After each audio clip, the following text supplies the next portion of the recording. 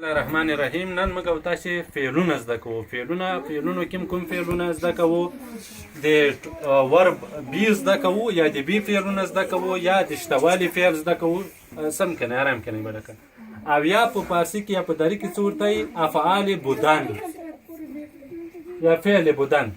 اوس چې کوو موږ دا په دریو واړو ژبو زده کوو. په حال زمانه کې دا بی فعلونه چې فعل چې شي د خپله فعل دغه د یا حالت ښیي یا عمل ښیي یا کړنه ښیي. دغه ته فعل یا زمانه کې یو حالت زمانه کې یوه کړنه ښیي.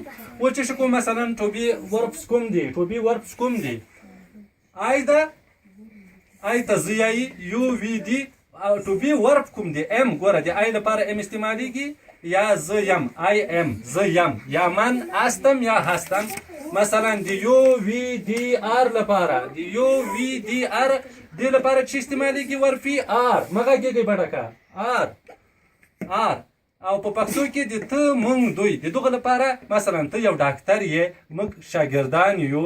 مثلا دوی افغانان دي.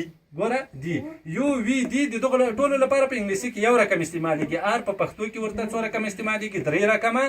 او په فارسی کې دغه ته هم 3 رقم استعمالیږي. مثلا تو یک دکتر هستی، مثلا ما افغان ها هستیم، یا ما مثلا متعلمین هستیم، یا هر چیزی که یعنی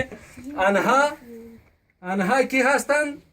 مثلا آنها دکتران هستند، یا آنها شاگردان مکتب هستند، یعنی هغه د مکتب شاگردان دي. او بل د هیڅ ایت لپاره ده، دغه لپاره از استعمالیږي، یعنی هغه یو ډاکټر ده. هی از ا ډاکټر و یا شی از ا ډاکټر. که یې هغه یو ډاکټر ده، هی از ا ډاکټر. که په فارسی باندې په دری باندې یې، که په دری باندې یې شی از ا ډاکټر یا شی از ا سټوډنټ. مثلا که چېرته یې څوک پوښتنه درنه وکړي چې آر یو زیبا، هغه ته په مثلا ورته یس آی ایم جواب په دې ورکړي و زه یم، یا به ورته نو آی ایم ناټ یا زه نه یم. بس.